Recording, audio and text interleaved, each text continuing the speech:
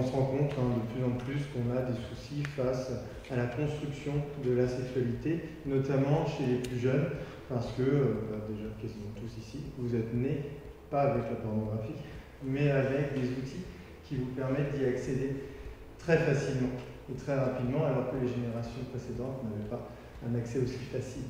Donc c'est ça qui va un petit peu altérer aussi la construction de la sexualité. On a des soucis face à la construction de la sexualité, notamment chez les plus jeunes, parce que, déjà quasiment tous ici, vous êtes nés, pas avec la pornographie, mais avec des outils qui vous permettent d'y accéder très facilement et très rapidement, alors que les générations précédentes n'avaient pas un accès aussi facile. Donc c'est ça qui va un petit peu altérer aussi la construction de la sexualité. Ce qui est un petit peu dérangeant, c'est cette étude qui montre que 15% des enfants européens de 9 à 11 ans ont vu des images à caractère pornographique dans l'année qui s'est écoulée. 9 ans, c'est tôt. D'accord ? 12-14 ans, c'est tôt aussi. Ce sont des films pour adultes, en théorie. Donc, il me semble qu'on est adulte. 18 ans maintenant, l'OMS a mis la fin de l'adolescence à 24 ans. C'est pas bête. Parce que maintenant, on voit qu'on est jeune longtemps. Vous voyez, il y a on tombe trop facilement sur de la pornographie. Un accès libre, trop facile. Mais des trucs tout bêtes. Comme on n'éduque pas assez les jeunes, vous parlez par exemple, je ne sais pas, un enfant de même 9-10 ans qui entend dans la cour le mot masturbation, si je suis poli. D'accord ? Imaginons, même le mot poli. Alors s'il met branlette, c'est marrant. Mais s'il met masturbation sur Google, certes, il y aura des définitions. Mais vous allez avoir des photos qui vont apparaître, qui amènent au site porno. Un gamin, il clique sur la photo, il ne va pas s'embêter à lire la définition. Donc même s'il ne cherchait pas forcément un site porno, il va tomber dessus. Il n'est pas préparé, c'est assez violent quand même. D'accord ? Donc que dire de la cybersexualité ? Eh bien, de faire prendre conscience aux jeunes que ça n'aborde pas la vraie sexualité. C'est pas le reflet de la vraie sexualité. D'accord ? Il y a des stéréotypes énormes dans la pornographie qui est véhiculée. Un petit peu moins quand même, sur ce qu'on voit apparaître sur les pornos féministes. C'est vrai, mais il y a peu de sites pour des pornos féministes et quasiment systématiquement ils sont payants. Et bien les jeunes, ils ne vont pas payer, ils ne vont pas demander la carte bleue de leurs parents pour aller sur un site porno féministe. Donc ils vont sur les sites porno traditionnels, où là le respect de la femme, il est en fait, je ne sais pas, sûrement très profond enterré, je ne sais pas s'ils en ont parlé à un moment donné, mais c'est assez compliqué. Quand vous avez 9 ans, 10 ans, 11 ans et que vous découvrez la sexualité comme ça, comment pas croire que c'est normal ? Si on n'a pas de recul, si on n'a pas d'adulte qui nous explique, si on n'a pas quelqu'un qui peut nous dire « mais tu sais, ça c'est pas la vraie sexualité », mais pourquoi le jeune il peut imaginer que c'est pas comme ça que ça se passe, il connaît strictement rien. Donc lui il peut croire que c'est le reflet de la sexualité. Moi je fais des interventions en collège, au 4e, 3e, première et seconde. Je vous assure, on entend des choses, ça fait peur. Et les gamins, c'est pas de leur faute. C'est parce qu'ils ont vu ça, et ils sont persuadés, ils ne le disent pas méchamment. Et franchement, il faut qu'on déconstruise un petit peu ça.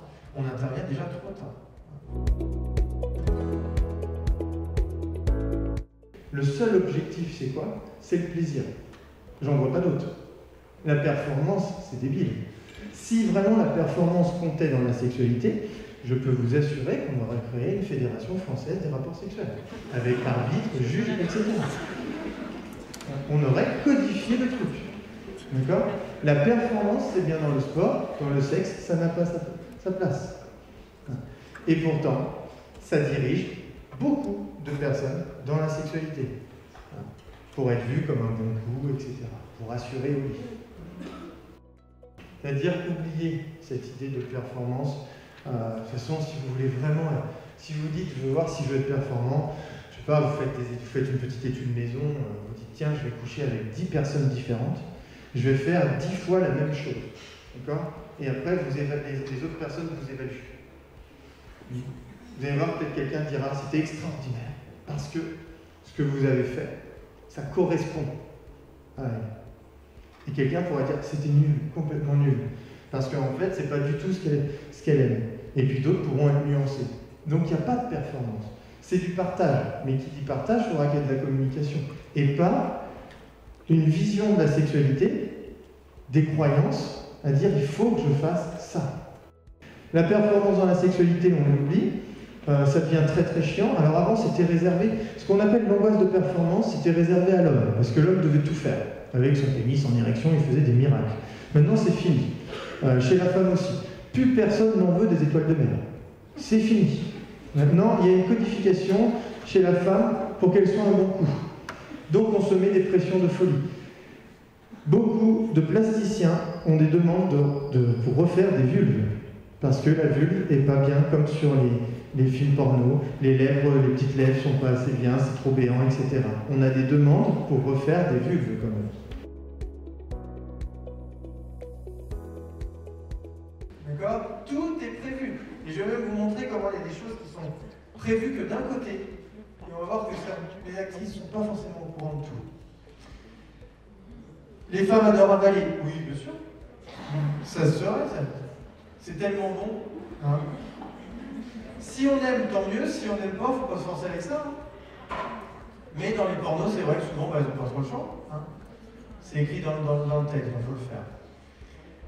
La réalité des films porno, donc les gros pénis, ça ne provoque pas de plaisir intense chez les actrices, voire même souvent, c'est douloureux. Moi, j'ai suivi quelques acteurs porno et actrices porno, c'est très intéressant d'ailleurs, de voir un peu comment ça se passe. Vous avez même, par exemple, il y a des catégories de violence extrêmes sur les sites pornographiques. Vous pouvez avoir, par exemple, une scène où il y a l'acteur qui l'actrice est à quatre pattes, pardon, et puis il y a une pénétration vaginale. Il n'y a que l'acteur qui est au courant qui devra sodomiser l'actrice, qui n'est pas préparée. D'accord? Il y a 8 caméras à peu près autour des acteurs. Donc quand vous pensez déjà que la scène dure longtemps, vous êtes totalement faux. Hein. Il y a 8 caméras qui filment, ils sont payés très cher, il faut que ça aille vite. Hein. Et quand le réalisateur fait un signe à l'acteur, il sodomise brutalement l'actrice. Parce qu'ils se rendent compte que c'est quand même mieux de filmer son visage quand elle a vraiment mal que de simuler la douleur. D'accord? Ça passe beaucoup mieux. Parce que les spécialistes de la douleur, ils le voient quand on simule. Donc il faut quand même que les gens qui aiment voir les femmes souffrir ne soient pas déçus. Donc les actrices ne sont pas au courant. Le porno, donc, généralement, il véhicule une image plutôt positive, on va dire, de la femme. Ah non, pardon. Pas trop positive de la femme. D'accord? Voire complètement dégradante. C'est-à-dire que souvent, je ne vais pas dire quasiment tout le temps, mais allez, on va dire une grande majorité, forcément, la femme est en position de soumission. Et elle subit ce que l'homme a envie. Ah oui, c'est ça la sexualité. Ah oui, forcément. La femme reste donc destinataire de toute position de soumission.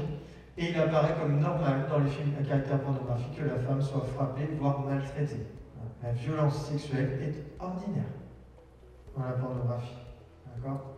Bizarrement, que envers la femme.